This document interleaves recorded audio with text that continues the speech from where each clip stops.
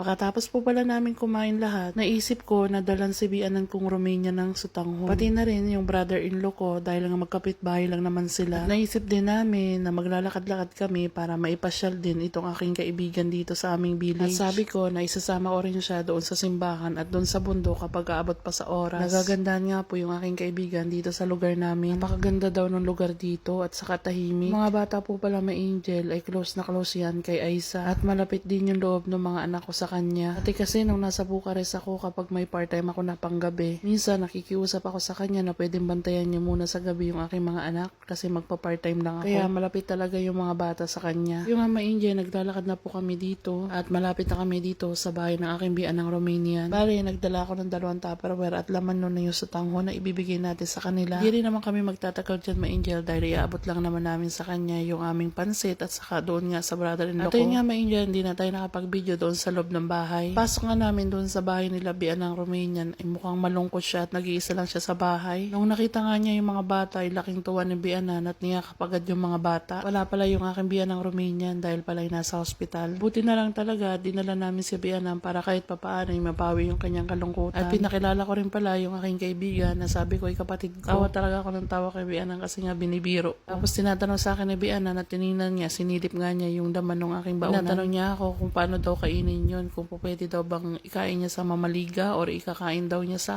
tinapay. Yan, sabi ko naman bagay yan sa kanin at saka sa tinapay. Pwede na niyang kainin dahil nga bagong luto lang yun at mainit-init pa. Andito na nga pala kami may Angel sa bundok. Kaya lang hindi kami makapunta doon. Hindi ko madala yung kaibigan namin kasi nga may harang na siya. Tapos napakaraming baka may Angel kung makikita nyo lang. Gandang pagmasdan. Kaya lang yung camera ko kasi medyo hindi naman ganun kaganda. Kaya hindi siya makuha hanggang doon sa dulo. Kala ko talaga sanang dalhin yung kaibigan ko doon sa pinakantuktok para makita niya kung gaano karaming mais at saka sunflower. Kaya nga lang may Angel, napapansin nyo, dumidilim na ngayon langit, tapos sobrang lakas ng hangin, tapos mukhang uulan pa ng malakas. Pagbalik pa naman namin, kami ay magbabarbecue sa labas. Kaya sabi ko, bago tayo mabutan ng ulan, ay dumiretso na tayo sa bahay. Ang tawag sa amin ng ganito ma-Angel na biglang paglakas, tapos pagdilim, tapos paglakas ng ulan ay subasko. At ayun nga ma-Angel, hindi na tayo nakapag-video, naabutan po kami ng ulan at basang-basa talaga kami ng mga bata. Kaya naman ma-Angel, bago matuyuan yung mga bata, ay pinaliguan ko na sila dahil alam nyo na mabawal magkasakit. At ayun nga ma-Angel, nagmemorienda kami, nagkukwentuhan kami dito at nagkakape na din para pang painit. Hindi na nga po kami makapagluto sa labas ay naisipan ko na lang na iluto sa oven. Kaya lang medyo matagal-tagal to, hindi katulad doon sa labas na madaling maluto dahil nga apoy at uli. Pero no choice tayo ma-Angel kesa naman hindi tayo makapagluto dahil itong kaibigan ko ay aalis na rin kinabukasan dahil may trabaho pa siya. Matagal-tagal nga pala tayo magluto dito ma-Angel, tapos kailangan pa natin balik-balik ta rin yung manok. Ano ba ma-Angel, ngayong araw balak talaga namin pumunta sa swimming pool. Po kasi ditong public pool na sobra ang laki talaga ma-Angel, meron pang bata, pang matanda, tapos pang marami. Kaya nga lang ma-Angel dahil sa sobrang init talagang naisip din namin kung baka mamaya mapano kami ba sa labas sa sobrang init. Isip namin ma-Angel na sa sunod na lang. Medyo bitin din kasi yung araw ma-Angel dahil saglit lang naman siya dito. So dapat yung mga stay niya dito ay mga 3-4 days para mas maganda at mapuntahan namin yung mga lugar dito. Saka maplano namin yung aming pagpunta kung saan-saan. Kaya nga lang biglaan kasi. Pero sa totoo lang ma-Angel, mas maganda yung biglaan kasi kapag yung pinaplano, minsan hindi talaga natutuloy. Pansin nyo ba yan minsan? At pagkatapos nga ma-Angel, maluto na yung ating manok sa oven ay ito na nga at pinapakain ko na yung mga bata at kami nung kaibigan ko ay kumakain na din. Nga ako ma-Angel dito kay Daniel dahil nagustuhan niya yung lasa ng pagka-marinate natin. Daniel hindi po yung ganyan kumain. Kakagat-kagat lang yan ng kaunti tapos kakain ng kanin. Nakakatuwa dahil nakapokus siya doon sa manok. Tang sabi niya pa sa akin, sobrang sarap daw ng lasa. Di ba ma-Angel, sabi ko sa inyo, masarap yung ganong pagka-marinate. Ito na nga ma-Angel, yung mga tira-tira ipapakain na natin doon sa alaga naming mga aso. And that's all for today ma-Angel. See you in our next vlog. Don't forget to follow our Facebook page,